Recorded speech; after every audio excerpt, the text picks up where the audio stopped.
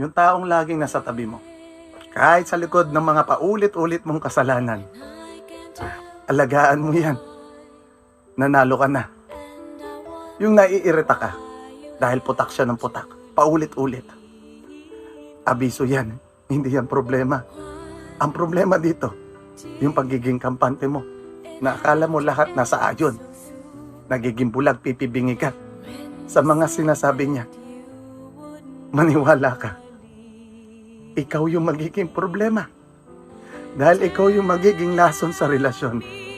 Yung sa tingin mo konting paliwanag lang kinabukasan, tahimik siya, wala siya sinasabi, okay na kayo.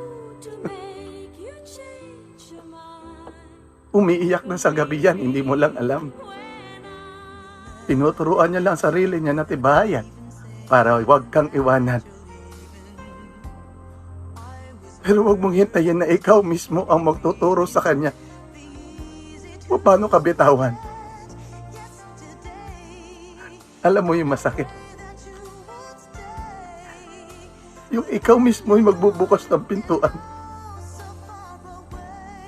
para makapasok ang ibang tao na magpupuno ng mga pagkukulang mo.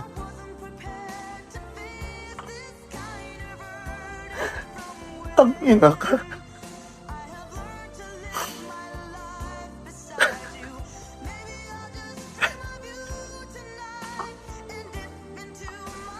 Tangina, hindi mo alam yung pinang papasukin mo.